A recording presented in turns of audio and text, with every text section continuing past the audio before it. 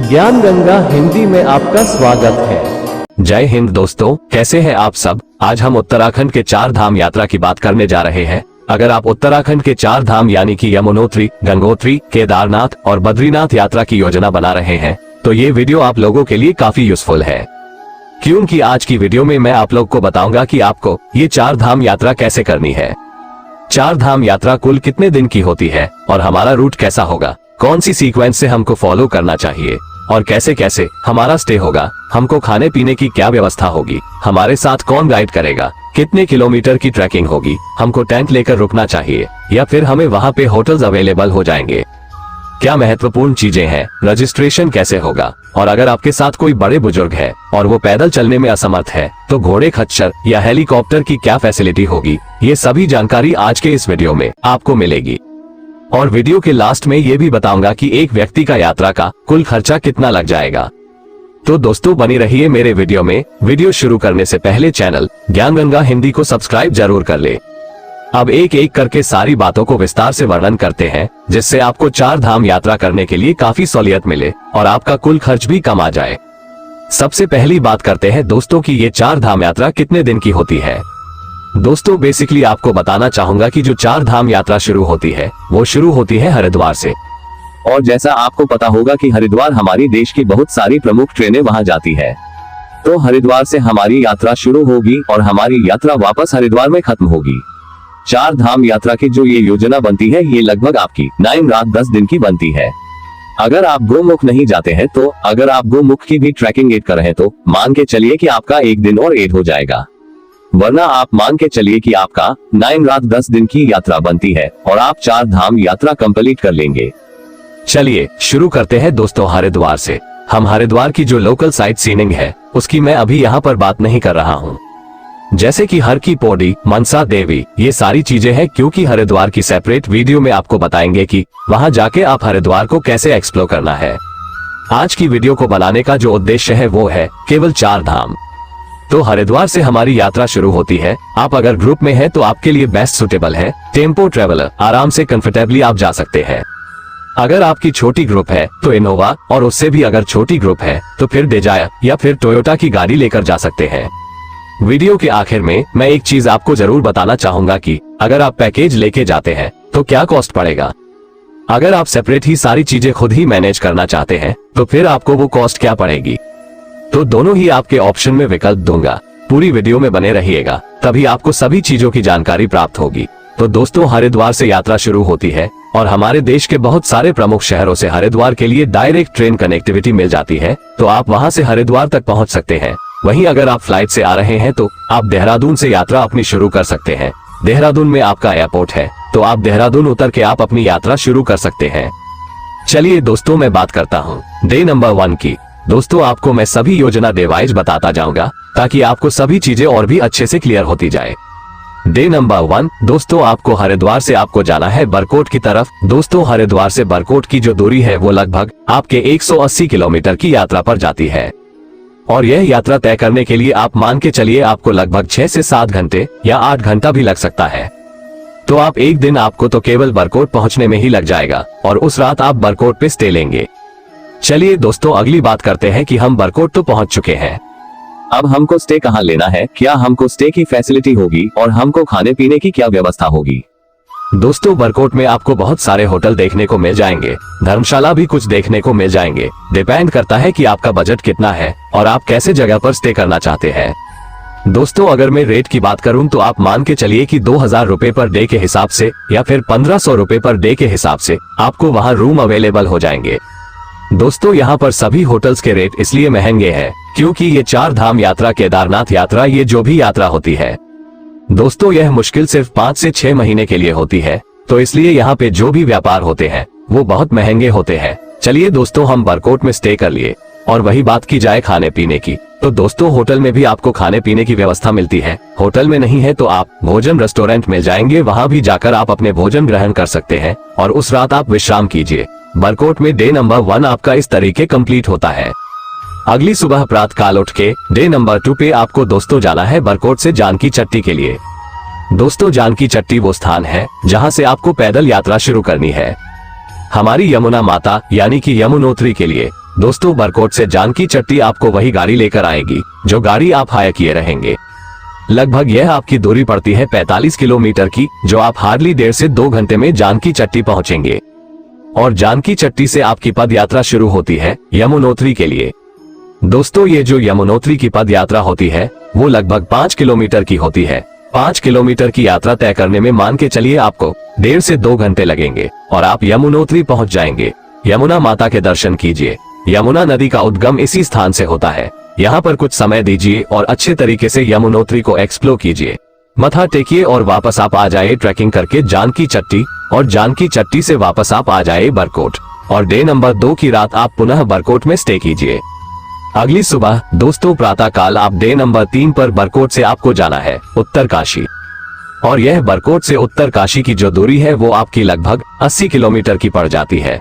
दोस्तों ये 80 किलोमीटर यात्रा तय करने के लिए आपको लगभग लगेंगे 3 से 4 घंटे, और आप उत्तरकाशी में अपना स्टे बना सकते हैं।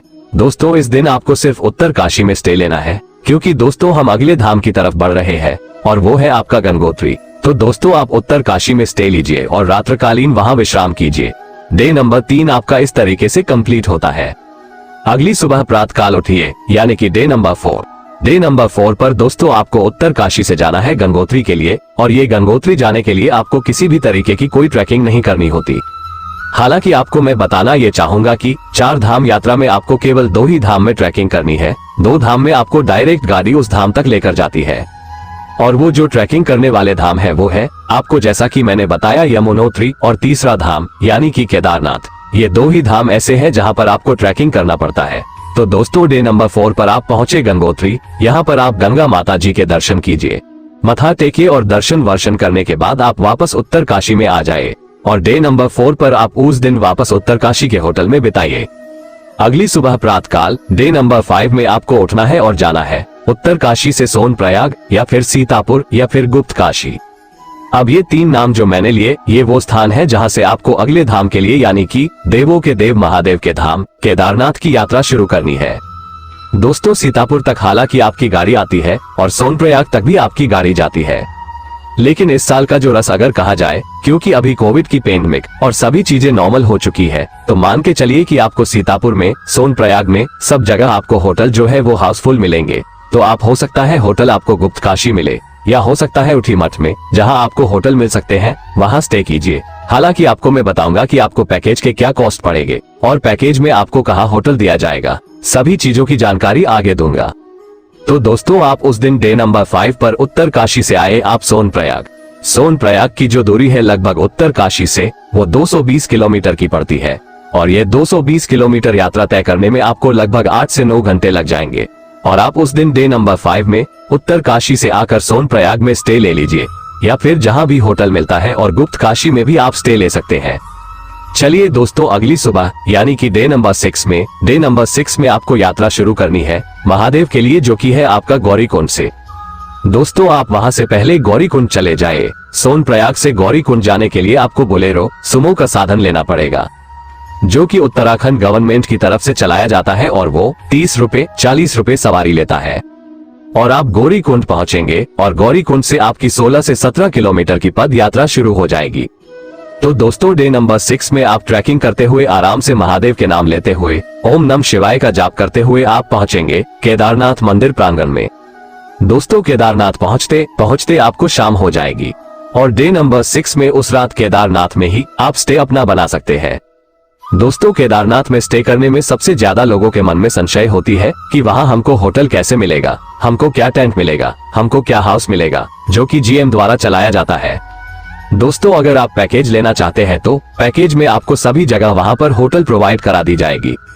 अन्यथा चाहे तो आप वहां पर डॉर्मेट्री भी है, आपको टेंट सर्विस भी मिलती है, जो कि गढ़वाल मंडल विकास निगम की तरफ से चलाया जाता है। GMVN दोस्तों उत्तराखंड ट्रिम गवर्नमेंट पोर्टल है, उनके द्वारा ये सारी चीजें व्यवस्था की जाती है। तो आप चाहे तो GMVN के तरफ से भी वहां अपनी स्टे बना सकते हैं। तो दोस्तों डे नंबर 6 में आप इस तरीके से केदारनाथ पहुंचे, महादेव के रात में दर्शन कीजिए, हर हर महादेव का नाम लेते हुए डे नंबर 6 आपका इस तरीके से संपन्न होता है। अगली सुबह प्रातःकाल आप उठिए, डे नंबर 7 पर पुनः आप महादेव के दर्शन कीजिए और अपनी ट्रैकिंग वापस शुरू कर दीजिए। गौरीकुंड होते हुए सोनप्रयाग या फिर गुप्त काशी के लिए तो दोस्तों डे नंबर 7 में आप केदारनाथ मंदिर से आप नीचे उतरेंगे 16 से 17 किलोमीटर और आप उस दिन पुनः वापस स्टे बनाए गुप्त काशी में या सोनप्रयाग में, जहां भी आपके होटल अवेलेबल होगी। चलिए दोस्तों अगली सुबह यानी कि डे नंबर 8 पर, दोस्तों डे नंबर 8 पर आपको सोनप्रयाग से डायरेक्ट निकलना है बद्रीनाथ के लिए। तो दोस्तों सोनप्रयाग से जो बद्रीनाथ की दूरी है वो लगभग 220 से 230 किलोमीटर पड़ती है और ये दूरी तय करने के लिए आपको लगभग 8 से 9 घंटे पुनः लगेंगे। तो आप डे नंबर 8 में सोनप्रयाग से बद्रीनाथ पहुंचेंगे और आप बद्रीनाथ में उस दिन स्टे ले लीजिए।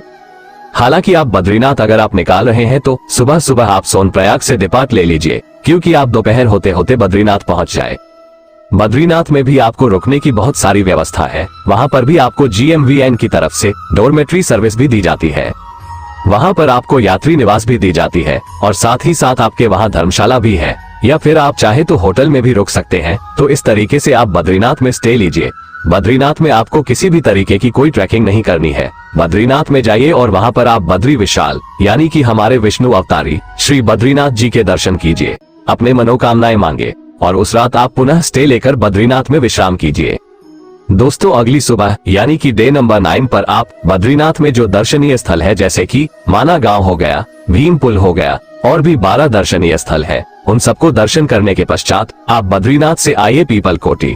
दोस्तों बद्रीनाथ से पीपल कोटी का जो डिस्टेंस है वो आपकी लगभग 75 किलोमीटर की पड़ती है और ये 75 किलोमीटर मान के चलिए कि आपका 2 घंटे में हार्डली तय हो जाएगा। तो दोस्तों आप पीपल कोटी में लीजिए स्टे और डे नंबर 9 आपका इस तरीके से संपन्न होता है। अगली सुबह यानी कि डे नंबर 10 और यह आपका अंतिम दिन होगा इस 4 धाम यात्रा का। डे नंबर 10 में दोस्तों आप वहां पीपल कोटी से अपनी यात्रा शुरू कीजिए अपने वापस लास्ट डेस्टिनेशन की तरफ, यानी कि वो है आपका हरिद्वार के लिए। दोस्तों हरिद्वार की जो दूरी है लगभग आपकी 230 किलोमीटर की पड़ जाती है और ये 230 किलोमीटर की यात्रा तय करने के लिए आपको मान के चलिए कि 10 घंटे का ये सफर हो जाएगा। तो इस तरीके से आप पहुंचेंगे हरिद्वार और ये 9 रात 10 दिन की यात्रा होती है 4 धाम की। चलिए दोस्तों अब कुछ महत्वपूर्ण बातें। सबसे पहली चीज तो ये कि अगर आपके साथ कोई बड़े बुजुर्ग है तो आप घोड़े खच्चर का प्रयोग करेंगे या फिर हो सकता है कि आप हेलीकॉप्टर का प्रयोग करेंगे। तो दोस्तों ये आपकी वेबसाइट है, तो यहाँ जाके आप हेलीकॉप्टर की बुकिंग अपनी ले सकते हैं, जो कि आपको यमुनोत्तरी के लिए और केदारनाथ के लिए दोनों ही जगह आपको हेलीकॉप्टर सर्विस मिलती है। तो आप यहाँ जाकर इस वेबसाइट में विजिट करके आप अपनी हेलीकॉप्टर की बुकिंग करवा सकते हैं। हेलीकॉप्टर का रेट मैं अभी इसलिए यहाँ पर नहीं जिक्र कर रहा हूँ क्योंकि ये हर साल ऊपर नीचे होती रहती है। तो आप इस वेबसाइट में जाके अपनी हेलीकॉप्टर की बुकिंग करवा सकते हैं। वहीं अगर मैं दूसरी बात करूं घोड़े खच्चर की, तो दोस्तों आप घोड़े खच्चर या फिर पालकी भी प्रयोग करके आप उस गंतव्य तक पहुंच सकते हैं। मनोती दूसरा स्थान है आपका केदारनाथ, तो दोनों जगह आपका पालकी के रेट अलग अलग होते हैं, घोड़े खच्चर के रेट अलग अलग होते हैं, तो वो भी आपको आसानी से मिल जाएंगे वहां से। इस माध्यम का प्रयोग करके आप अपने बड़े बुजुर्गों के साथ या फिर जो चलने में असमर्थ हैं उनके लिए आप ये सुविधा ले सकते हैं। अगली महत्वपूर्ण बात दोस्तों की, क्या हमको इन यात्रा के लिए कोई रजिस्ट्रेशन करवाना पड़ता है? तो दोस्तों जैसा कि आपको पता है कि केदारनाथ यात्रा हो चाहे आपके 4 धाम यात्रा हो, दोनों के लिए ही आपको रजिस्ट्रेशन करवाना अनिवार्य है। तो दोस्तों इस वेबसाइट में जाके आप अपने रजिस्ट्रेशन करवा लीजिए। रजिस्ट्रेशन में आपको केवल आधार कार्ड लगेगा और आपका एक फोटो लगेगा और अपनी रजिस्ट्रेशन करवा लीजिए। जिस डेट पर आप विजिट कर रहे हैं, जिस डेट पर आप जहां जा रहे हैं, उस डेट के लिए आप अपने यहाँ पर रजिस्ट्रेशन करवाकर और उसकी प्रिंट आउट निकलवाकर अपने आधार कार्ड के साथ में रखिए और अब ये यात्रा आप अपनी शुरू कर सकते हैं। चलिए दोस्तों और भी कुछ और महत्वपूर्ण बातें, सामान जो आपको अपने साथ कैरी करना है दोस्तों, जिसमें से पहला आता है आपके गर्म कपड़े। दोस्तों अपने साथ आप गर्म कपड़े जरूर रखिएगा क्योंकि आपको वहां पर ट्रैकिंग के दरमियान या फिर रात के समय आपको ठंडी का आभास जरूर होगा, तो आप वो अपने साथ जरूर रखिएगा। दूसरी चीज ये कि अगर आप पैदल यात्रा कर रहे हैं तो बारिश कभी भी हो जाती है, तो उसके लिए आप अपने साथ रेनकोट छाता जरूर कैरी कीजिएगा ताकि आपको ट्रैकिंग करने में ज्यादा समस्या ना हो। तीसरी चीज दोस्तों ये कि आप अपने साथ पानी बोतल जरूर रखिएगा क्योंकि ट्रैकिंग के दरमियान कहीं कहीं पानी की उपलब्धता कम है, तो आप अपने साथ पर्याप्त मात्रा में पानी बोतल रखिएगा और एक अपने साथ ट्रैकिंग स्टिक रखिएगा ताकि आपको ट्रैकिंग करने में काफी सहूलियत मिले। साथ ही साथ आपको वहां पर मोबाइल कनेक्टिविटी की अगर बात की जाए तो आपको हर जगह भली भांति मोबाइल कनेक्शन मिल जाती है। घर वालों से परिवार वालों से संपर्क आप कर सकते हैं, लेकिन अपने साथ पावर बैंक जरूर रखिएगा क्योंकि वहां पर लाइट का भरोसा नहीं होता है। तो दोस्तों ये कुछ महत्वपूर्ण बातें थी जो आपको अपने साथ कैरी करनी है। चलिए दोस्तों, अंतिम और अगली बात करते हैं कि इस यात्रा को करने के लिए आपको कुल खर्चा कितना लग जाएगा। तो दोस्तों, सबसे पहले बात करूं कि अगर आप पैकेज लेना चाहते हैं तो दोस्तों किसी एजेंट से आप अपने पैकेज बुकिंग करवा सकते हैं। दोस्तों, अगर आप ये पैकेज लेना चाहते हैं तो इसमें आपके होटल एकोमोडेशन, वहां पर ब्रेकफास्ट, डिनर, साथ ही साथ आपको हर जगह के लिए गाड़ी प्रोवाइड कराई जाएगी। ये सारी चीजें इंक्लूड होती है और साथ में आपको एक गाइड भी दिया जाता है, क्योंकि यह यात्रा 9 रात 10 दिन की होती है तो आपको एक गाइड जरूर चाहिए रहता है, क्योंकि आपको मार्गदर्शन सही और उचित दे पाए। तो दोस्तों, अगर आप ये पैकेज लेना चाहते हैं तो यात्रा एजेंट से संपर्क करके जो भी आपकी क्वेरी है और आपकी बुकिंग है वो करवा सकते हैं और साथ ही साथ अपनी यात्रा को भी आसान बना सकते हैं। और वही अगर दोस्तों, अगर आप सेपरेटली घूमना चाहते हैं, अपने हिसाब से सारी चीजें मैनेज करना चाहते हैं, तो दोस्तों आप मान के चलिए कि आपको होटल बुकिंग, गाड़ी की सर्विसेज, ये सब मिला के आपको पर पर्सन का जो कॉस्ट पड़ेगा वो 18,000 से 20,000 रुपए पर पर्सन पड़ेगा। और ये आप 4 धाम यात्रा अपनी संपन्न कर लेंगे। तो दोस्तों, ये था आपका 4 धाम यात्रा का संपूर्ण वर्णन। इसके बाद भी अगर आपको कोई डाउट है या फिर अगर आपको कोई क्वेरी है तो आप कमेंट करके जो भी आपके प्रश्न है वो मुझसे प्रकट कीजिए। डेफिनेटली आपको मेरे द्वारा या मेरी टीम के द्वारा आपको रिप्लाई दिया जाएगा। दोस्तों, आज की वीडियो में फिलहाल इतना ही। मिलते हैं फिर एक नई वीडियो में एक नई यात्रा के साथ। तब तक के लिए शुक्रिया। जय हिंद, जय बद्री विशाल, हर हर महादेव। और जानकारी अच्छी और काम की लगे तो चैनल ज्ञान गंगा हिंदी को सब्सक्राइब जरूर करें। मैं हूँ यश, प्रार्थना करूंगा कि आपकी यात्रा मंगलमय हो।